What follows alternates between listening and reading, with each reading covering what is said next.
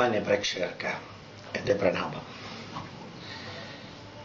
അഞ്ചാമത്തെ മുസ്ലിം ലീഗ് മന്ത്രിയെക്കുറിച്ച് ചർച്ചകൾ ഏതാണ്ട് അവസാനിച്ചിരിക്കുന്നു.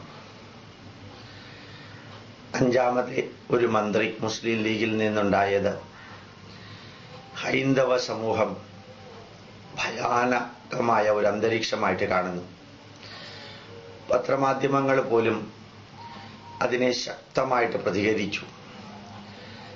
എല്ലാ പാർട്ടിക്കാരും കോൺഗ്രസ് പോലും ഉള്ളിലും പുറത്തും ശക്തമായി പ്രതികരിച്ചു.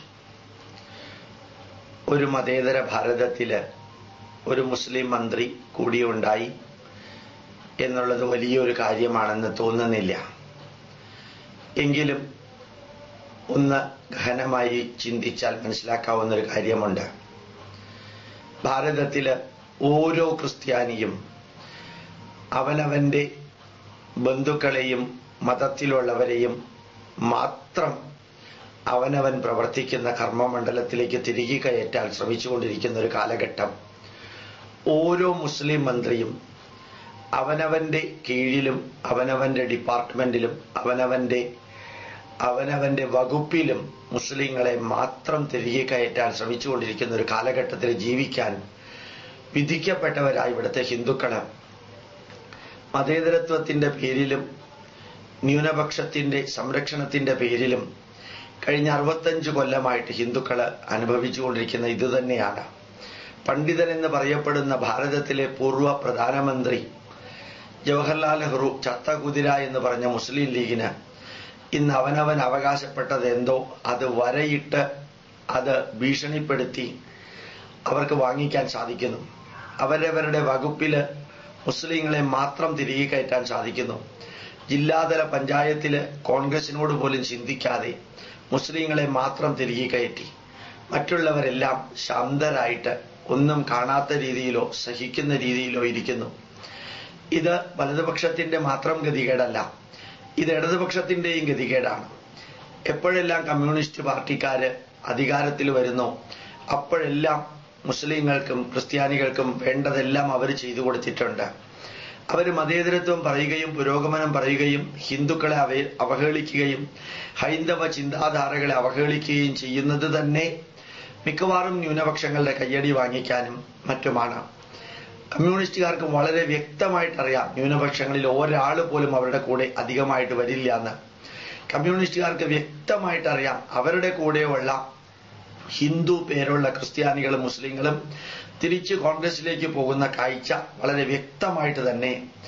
അതേപോലെ കോൺഗ്രസിനറിയാം ഓരോ പ്രാവശ്യവും അവർ അധികാരത്തിൽ വരുമ്പോൾ മുസ്ലിങ്ങൾക്കും ക്രിസ്ത്യാനികൾക്കും ചെയ്തു കൊടുക്കുന്ന ആരും അറിയാതെ മേശക്കടിയിലൂടെ ഏതാണ്ട് ഹിഡൻ അജണ്ടയായിട്ട് ചെയ്തു കൊടുക്കുന്ന കാര്യങ്ങൾ ഇതെല്ലാം ഹിന്ദുവിന്റെ ചെലവിലാണ് നടക്കുന്നതെന്നറിയുക. ഒരു മുസ്ലിം മന്ത്രിയോ ഒരു ക്രിസ്ത്യൻ മന്ത്രിയോ കൂടുതൽ ഉണ്ടായതല്ല പ്രശ്നം. അവരുടെ കീഴിലുള്ള വകുപ്പും അവരുടെ കീഴിലുള്ള ഓരോ ഓഫീസിനകത്തും മുസ്ലിങ്ങളെയും ക്രിസ്ത്യാനികളെയും കൊണ്ട് നിറയ്ക്കുമ്പോൾ ഒരു 5 വർഷത്തെ ഭരണം കൊണ്ട് 50 വർഷത്തെ നേട്ടമാണ് ഓരോ ക്രൈസ്തവ വിഭാഗത്തിൽപ്പെട്ടവർക്കും ഇസ്ലാമിക വിഭാഗത്തിൽപ്പെട്ടവർക്കും ഉണ്ടാവുന്നത്. കേരളം മുഴുവനും ഈ ന്യൂനപക്ഷത്തിന്റെ വിദ്യാഭ്യാസ സ്ഥാപനങ്ങൾ, വ്യവസായ സ്ഥാപനങ്ങളും ബാങ്കിങ് ഇടപാടുകളും വരാൻ കാരണം ഇതൊന്നു മാത്രമാണ്. അവരുടെ മന്ത്രി, അവരുടെ സെക്രട്ടറിമാര്, അവരുടെ വകുപ്പ് തല ഉദ്യോഗസ്ഥന്മാര്, അവരുടെ തന്നെ അംഗങ്ങൾ പഞ്ചായത്ത് തലം വരെ നിറയുമ്പോൾ അവർക്ക് ആവശ്യമായിട്ടുള്ളതെല്ലാം ലഭിക്കുന്നു. ഈ പാറശാലയ്ക്കടുത്തൊരു പഞ്ചായത്തുണ്ട്. ആ പഞ്ചായത്ത് ഭരിക്കുന്നത് നാടാര് ക്രിസ്ത്യാനികളാണ്. ആ പഞ്ചായത്തിലുള്ള ഒരു ഗ്രൗണ്ട് പോലും ഹൈന്ദവ സമ്മേളനത്തിനോ ഹൈന്ദവ ആചാരങ്ങളുടെ വിവരണങ്ങൾക്കോ വേണ്ടി അവർ കൊടുക്കില്ല. എല്ലാ ഗ്രൗണ്ടും സുവിശേഷത്തിന് വേണ്ടി മാത്രമാണ് ഉപയോഗിക്കുന്നത്. കാട്ടാക്കടയിലെ 4 അമ്പലങ്ങളിലെ പൂജാരിമാർക്ക് 5 ലക്ഷം രൂപ കൊടുത്ത് അവർ മതം മാറ്റി പോലീസിൽ അറിയിച്ചപ്പോൾ ആരും അതിന് പ്രതികരിക്കാനുണ്ടായില്ല. പ്രലോഭിപ്പിച്ച് മതം മാറ്റരുതെന്നുള്ള നിയമം കാറ്റിൽ പറത്തിക്കൊണ്ട് പൂജാരിമാരെ മതപരിവർത്തനം നടത്തിയ ഭീകരമായിട്ടുള്ളൊരവസ്ഥ നമുക്ക് കാണാൻ സാധിക്കും. ഞാൻ നിങ്ങളോട് എല്ലാവരോടും അപേക്ഷിക്കുന്നു, ഒന്ന് കണ്ണു തുറക്കുക, നമുക്ക് ഒന്ന് ചിന്തിക്കാം. ഭാരതം എന്ന രാഷ്ട്രത്തിലെ 950 വർഷം ഏതാണ്ട് 700 വർഷത്തോളം മുസ്ലിങ്ങളുടെയും ബാക്കി 225 വർഷം ക്രിസ്ത്യാനികളുടെയും അടിമത്വത്തില് ക്രൂരമായിട്ട് ജീവിക്കാൻ വിധിക്കപ്പെട്ടവരാ നമ്മൾ.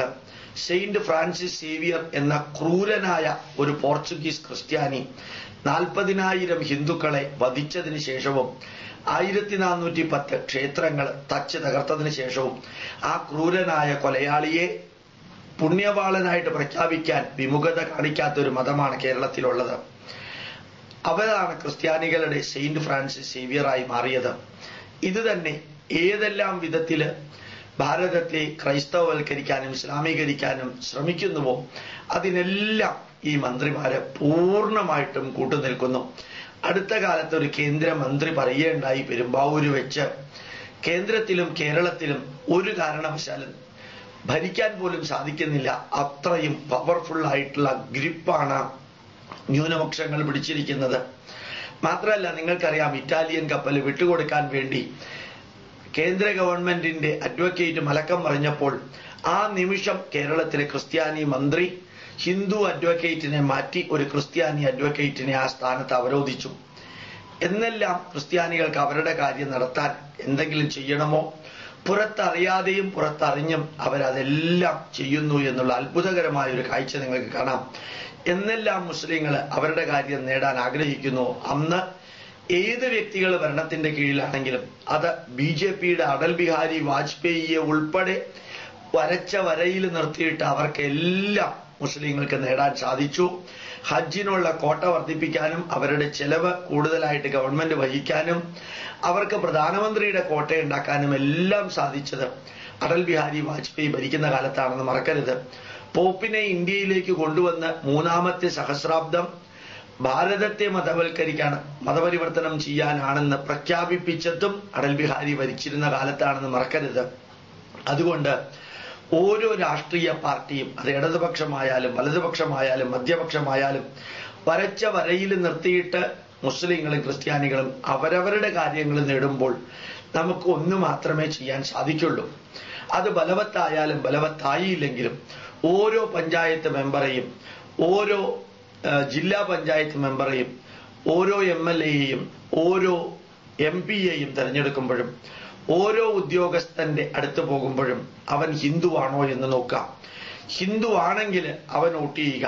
നമ്മുടെ വോട്ട് ഏതായാലും, നമ്മുടെ കർമ്മമണ്ഡലം ഏതായാലും ഹൈന്ദവ ജനത ഇനിയും കരയാതിരിക്കാനുള്ള ഒരു കാര്യത്തിന് വേണ്ടിയിട്ട് നമുക്ക് വിനിയോഗിക്കാം. നമ്മൾ ഏത് മുസ്ലിമും മുസ്ലിമിന്റെ കടകളിൽ നിന്ന് സാധനങ്ങൾ വാങ്ങിക്കുന്നു, അവരവരുടെ വ്യക്തികളെ അപ്പോയിന്റ് ചെയ്യാൻ ശ്രമിക്കുന്നു. ഓരോ മുസ്ലിമും മുസ്ലിമാക്കി മാറ്റാൻ ഹിന്ദുവിനെ ശ്രമിക്കുന്നു. ഓരോ ക്രിസ്ത്യാനിയും അവനവന്റെ മതത്തിൽപ്പെട്ടവനെ അവരോധിക്കാനും അവനവന്റെ മതത്തിൽപ്പെട്ടവനെ സഹായിക്കാനും അവനവന്റെ മതത്തിൽപ്പെട്ടവനെ ഇന്റർവ്യൂവിലൂടെ ഓരോ സ്ഥാപനത്തിന്റെയും തലപ്പത്തെത്തിക്കാനും ശ്രമിക്കുമ്പോൾ ഹിന്ദുക്കളായ നമ്മൾ മാത്രം മതേതരത്വം പറഞ്ഞ് പുരോഗമനം പറഞ്ഞ് നമ്മൾ മാത്രം ഈ മതേതരത്വത്തിന്റെ പേരിൽ നിസ്സംഗമായി നിഷ്പക്ഷമായി നമ്മൾ ജീവിക്കുന്നു. ഇനിയെങ്കിലും നമുക്കൊന്ന് തീരുമാനിക്കാം, ഹൈന്ദവ ജനതയ്ക്ക് വേണ്ടിയിട്ട് നമുക്ക് ഓരോരുത്തർക്കും ജീവിക്കാം. നമുക്ക് ഹൈന്ദവരുടെ നന്മ നിറഞ്ഞ കാര്യങ്ങളിൽ സഹകരിക്കാം. അതേ ഹിന്ദുക്കൾ തിന്മ ചെയ്യുകയാണെങ്കിൽ അതിശക്തമായിട്ട് എതിർക്കുകയും ചെയ്യാം. ഹിന്ദു തിന്മ ചെയ്താൽ ന്യായീകരിക്കണമെന്നോ അതിനെ സപ്പോർട്ട് ചെയ്യണമെന്നോ ഒരിക്കലും ആരും പ്രതീക്ഷിക്കുകയും അരുത്, അങ്ങനെ ചെയ്യുകയും അരുത്. നന്മ ചെയ്യുന്ന ഹിന്ദുക്കളെ എന്നും ഉയർത്തുക, എന്നും ഓർമ്മിക്കാം. എത്ര നല്ല ക്രിസ്ത്യാനിയാണെങ്കിലും എത്ര നല്ല മുസ്ലിം ആണെങ്കിലും കാര്യത്തോടടുക്കുമ്പോൾ അവൻ എന്നും ക്രിസ്ത്യാനിയെ പോലെ തന്നെ പെരുമാറും, അവൻ എന്നും മുസ്ലിമിനെ പോലെ തന്നെ പെരുമാറും. കാര്യവും പ്രശ്നവും ഉണ്ടാവുമ്പോൾ ഏത് ക്രിസ്ത്യാനിയും ക്രിസ്ത്യാനികളോടൊപ്പം നിൽക്കും, ഏത് മുസ്ലിമും മുസ്ലിങ്ങളോടൊപ്പം നിൽക്കും. ബാക്കി മതേതരത്വവും ബാക്കി വിശാല വീക്ഷണവും ബാക്കിയുള്ളതെല്ലാം സെക്കൻഡറിയാണ് അവന്. Every Christian is a Christian for the first time, every Christian is a Christian for the second time, every Christian is a Christian for the third time എന്നാ പറയാം. അതേപോലെയാണ് first I am a Muslim, second I am a Muslim, third I am a Muslim എന്നാണ് എന്നും മുസ്ലിങ്ങൾ പറയുക. അതേപോലെ ഹിന്ദുക്കളാണെങ്കിൽ first I am a universal citizen, second I may be a Hindu, second I may B an Indian, third I am not a Hindu. അല്ലെങ്കിൽ I am a secular man, എനിക്ക് വിശാല വീക്ഷണമാണ്, ഒരു ഹിന്ദുവാണ് എന്ന അഭിമാനത്തോടുകൂടി പറയുന്ന ഒരു കാലഘട്ടം ഇപ്പോൾ ഉണ്ടായിക്കൊണ്ടിരിക്കുകയാണ്. ആ അഭിമാനം നിറഞ്ഞു തുളുമ്പാൻ വേണ്ടി ഞാൻ നിങ്ങളോട് അഭ്യർത്ഥിക്കുന്നു. ഹിന്ദുക്കളെ ജയിപ്പിക്കുക, ഹൈന്ദവ ജനതയ്ക്ക് അവസരം കിട്ടുമ്പോൾ പ്രവർത്തിക്കുക. ഓരോ കമ്മിറ്റിയിലും ഓരോ സ്ഥലത്തും എവിടെയെല്ലാം ഹിന്ദുവിന് അകത്തേക്ക് കയറി പ്രവർത്തിക്കാൻ സാധിക്കും അവിടെയെല്ലാം ഹിന്ദു എന്ന രീതിയിൽ തന്നെ പ്രവർത്തിക്കുക. ആ ഹൈന്ദവ ജനതയുടെ നന്മയ്ക്ക് വേണ്ടി പ്രവർത്തിക്കുക. പിന്നെ മുസ്ലിങ്ങളും ക്രിസ്ത്യാനികളും കമ്മ്യൂണിസ്റ്റുകാരും ഹൈന്ദവ ജനതയ്ക്കെതിരെ പലതും ഫേസ്ബുക്കിലും യൂട്യൂബിലും അടിച്ചു കയറ്റുന്നുണ്ട്. അതിനൊക്കെ മറുപടി കൊടുക്കാൻ നിൽക്കുന്നതിന് പകരം വസ്തുതകൾ പഠിച്ച് നന്മകൾ എന്താണെന്ന് മറ്റുള്ളവരെ പഠിപ്പിക്കുക. അവനവൻ അറിയാത്തതിനെ കുറിച്ച് വാദിക്കാനും ജയിക്കാനും പോകുന്ന ഒരു സ്വഭാവം ധാരാളം ഹിന്ദു യുവാക്കൾക്കുണ്ട്. അവർക്ക് എന്ത് വേണമെങ്കിലും ഏത് രീതിയിൽ വേണമെങ്കിലും പറയാം. മുസ്ലിങ്ങൾക്കും ക്രിസ്ത്യാനികൾക്കും. ഹൈന്ദവ ജനതയ്ക്ക് ആയിരക്കണക്കിന് പുസ്തകങ്ങളുണ്ട്. ക്രിസ്ത്യാനികൾക്ക് ഒരു ബൈബിളേ ഉള്ളൂ, മുസ്ലിങ്ങൾക്ക് ഒരു ഖുറാനേ ഉള്ളൂ. അത്ര ചെറിയ പുസ്തകത്തിൽ നിന്ന് എന്ത് നമ്മൾ വിളിച്ചു പറഞ്ഞാലും പരിശോധിക്കാൻ സാധിക്കും. ആയിരക്കണക്കിന് വേദാംഗങ്ങളും ഉപവേദങ്ങളും പുരാണങ്ങളും ഇതിഹാസങ്ങളും ദർശനങ്ങളും ഉപനിഷത്തുക്കളും കൊണ്ട് നിറഞ്ഞിരിക്കുന്ന ഭാരതീയ പൈതൃകത്തില് ഓരോ മുസ്ലിമിനും എങ്ങനെ വേണമെങ്കിലും പറയാം. മഹാഭാരതത്തിലെ 10ാമത്തെ അധ്യായത്തിലെ 4ാമത്തെ വരിയിൽ ഇങ്ങനെ പറയുന്നു. ചാന്തോക്യോപനിഷത്തില് അള്ളാഹുവിനെ കുറിച്ച് പറയുന്നു. അതേപോലെ തന്നെ ഭവിഷ്യപുരാണത്തില് യഹോവയെ കുറിച്ച് പറയുന്നു. എന്നെല്ലാം പറയുമ്പോൾ ഇതൊക്കെ നിഷേധിക്കാനും അല്ലെങ്കിൽ തിരസ്കരിക്കാനുമെല്ലാം ഇറങ്ങിത്തിരിക്കുന്ന ഹിന്ദു യുവാക്കളെയാണ് നിലയ്ക്ക് നിർത്തേണ്ടത്. ക്രിസ്ത്യാനികളെ മുസ്ലിങ്ങളെ അല്ല. തലയ്ക്കും ബുദ്ധിക്കും സ്വബോധത്തിനും സ്ഥിരതയില്ലാത്ത മുസ്ലിങ്ങളും ക്രിസ്ത്യാനികളും ഏത് ക്രൂരമായ ബന്ധാവും അവനവന്റെ മതത്തിനെ വളർത്താൻ ഉപയോഗിക്കുമെന്ന് ഇന്നും തിരിച്ചറിയാത്തത് ഹിന്ദുക്കളാണ്. ചതിച്ചും വഞ്ചിച്ചും പറ്റിച്ചും കൊന്നും കൊലവിളിച്ചുമാണ് ക്രിസ്തുമതവും ഇസ്ലാം മതവും ലോകത്തിൽ എവിടെയും പ്രചരിച്ചത്. ഇന്ത്യയിലും അത് പ്രചരിക്കുന്നതും കൊന്നും കൊലവിളിച്ചും ചതിച്ചും വഞ്ചിച്ചും പറ്റിച്ചും മാത്രമാണ്. സ്നേഹവും അല്ലെങ്കിൽ സഹകരണവും എല്ലാം തൊലിപ്പുറത്തുള്ള ഭാഷ്യമാണ് അവർക്ക്. അവര് മതസൗഹാർദ്ദ റാലിയൊക്കെ നടത്തുന്നത് വീണ്ടും മതം മാറ്റാനാണ്. ഓർമ്മിക്കുക, നാടാര് സഭയില് ഞങ്ങളുടെ രക്തം ഒന്നാണേ എന്ന് പറഞ്ഞ് നാടാർമാരെ, ക്രിസ്ത്യാൻ നാടാർമാരെയും ഹിന്ദു നാടാർമാരെയും ഒരുമിച്ച് ശ്രമിക്കാൻ ഒരു RSSകാരൻ ശ്രമിച്ചു. അവസാനം ഒരു സർവമത സമ്മേളനത്തില്, സർവനാടാർ സമ്മേളനത്തില് പ്രസംഗിച്ച അച്ഛന്മാരെല്ലാം ഉറക്കെ പ്രഖ്യാപിച്ചു, ഹിന്ദുക്കളായ നാടാർമാരോട് ഞങ്ങൾ അഭ്യർത്ഥിക്കുന്നു നിങ്ങളെല്ലാവരും ക്രിസ്ത്യാനികളാവുക എന്ന്. എന്നിട്ട് അത് രണ്ടായിട്ട് സ്പ്ലിറ്റായത്. ഈ RSSകാരനായ നാടാര് പ്രവർത്തകൻ വരെയും കാത്തിരിക്കേണ്ടി വന്നു അയാൾക്ക് തിരിച്ചറിയാൻ ഞങ്ങളുടെ രക്തം ഒന്നാണ്, നാടാര് സമൂഹം ഒന്നാണ് എന്ന് പ്രഖ്യാപിച്ചവൻ ആ ഒരുമിച്ച് കൊണ്ടുവന്നത് എന്തിന്? പള്ളിയിലച്ചന്മാർക്ക് ഹിന്ദു നാടാർമാരെ ക്രിസ്ത്യൻ നാടാർമാരാക്കാൻ വേണ്ടിയിട്ട്. അതുകൊണ്ട് ഞാൻ നിങ്ങളോട് പറയുന്നു, നമ്മളുടെ ഗ്രന്ഥങ്ങളിൽ ഇല്ലാത്തത് പലതും ഇവിടുത്തെ സക്കീർ നായിക്കും ഇവിടുത്തെ ഗമായലും ഇവിടുത്തെ ജോർജ് മാത്യുവും ഇവിടുത്തെ ബെഞ്ചമിനും കൽപ്പറ്റയിലെ ജോൺസണും ചില കൃഷ്ണൻകുട്ടി എന്ന പേര് ഹിന്ദു പേരുള്ള ക്രിസ്ത്യൻ കാപാലികന്മാരും പിന്നെ കുറെ അബ്ദുള്ള കോയയും കുറെ അധികം മുസ്ലിങ്ങളും ക്രിസ്ത്യാനികളും മഹാഭാരതത്തിൽ അങ്ങനെയുണ്ട്, വേദത്തിൽ ഇങ്ങനെയുണ്ട്, ഈ രാമായണത്തിൽ ഇങ്ങനെയുണ്ട് എന്നെല്ലാം പറഞ്ഞ് ഓരോ കോപ്രായത്തരം കാണിക്കുമ്പോൾ അതിന് ഉത്തരം കൊടുക്കാൻ ഒരു തരത്തിലും യോഗ്യതയില്ലാത്ത കുറെ പേര് മുമ്പോട്ട് വരുന്നുണ്ട്. പൈതൃകം പഠിക്കുകയോ പൈതൃക ഗ്രന്ഥങ്ങൾ തുറന്നു നോക്കുകയോ പോലും ചെയ്യാതെ അതിന് മറുപടി കൊടുക്കാൻ പോകുന്ന നിങ്ങളോട് അഭ്യർത്ഥിക്കാനുള്ളത് അറിയാവുന്നതിനെ കുറിച്ച് പോലും വാദിക്കാനും ജയിക്കാനും നിൽക്കരുത് എന്നുള്ളതാണ്. വീണ്ടും ഞാൻ തിരിച്ചെന്റെ വിഷയത്തിലേക്ക് വരിക. ഓരോ ക്രിസ്ത്യാനിയും ഭാരതത്തെ ക്രൈസ്തവൽക്കരിക്കാനും ഓരോ മുസ്ലിമും ഭാരതത്തെ ഇസ്ലാമീകരിക്കാനും ശ്രമിക്കുന്നു. അങ്ങനെ ഓരോ മന്ത്രിയും അവന്റെ വകുപ്പും അവനുമായി ബന്ധപ്പെട്ട എല്ലാ സ്ഥലങ്ങളും ഇസ്ലാമീകരിക്കാൻ വേണ്ടിയിട്ട്, ഇസ്ലാമുകൾക്ക് വളരാൻ വേണ്ടിയിട്ട് മാത്രം ഉപയോഗിക്കുന്നു. ഓരോ ക്രിസ്ത്യാനിയും അവനവന്റെ വകുപ്പും അതേപോലെ തന്നെ ഇവിടെയുള്ള സൗകര്യങ്ങളും ക്രൈസ്തവവൽക്കരിക്കാൻ വേണ്ടി ഉപയോഗിക്കുന്നു. അത് മുഖ്യമന്ത്രി ആണെങ്കിലും ശരിയാണ്, ആഭ്യന്തരമന്ത്രി ആണെങ്കിലും ശരിയാണ്, പ്രധാനമന്ത്രിയാണെങ്കിലും ശരിയാണ്. എന്നാണോ അവര് ആ സ്ഥാനത്ത് ക്രിസ്ത്യാനികൾ വരുന്നത്, അവൻ ഭാരതത്തെ ക്രൈസ്തവവൽക്കരിക്കുമെന്നുള്ളത് ഉറപ്പാണ്. എന്നാണോ മുസ്ലിങ്ങൾ ആ സ്ഥാനത്ത് വരുന്നത്, അന്ന് ഭാരതത്തെ ഇസ്ലാമീകരിക്കുമെന്നുള്ളത് ഉറപ്പാണ്. അതിനൊരു എക്സെപ്ഷനേ ഉള്ളൂ, ആരാധ്യനായ ഡോക്ടർ APJ അബ്ദുൽ കലാം. ബാക്കി എല്ലാവരും തുറന്നും അല്ലെങ്കിൽ അടഞ്ഞും അവരവരുടെ മതത്തെ പ്രചരിപ്പിക്കാൻ വേണ്ടി നിരന്തരം ശ്രമിച്ചുകൊണ്ടിരിക്കുന്നു എന്ന് ഓർമ്മിക്കാം.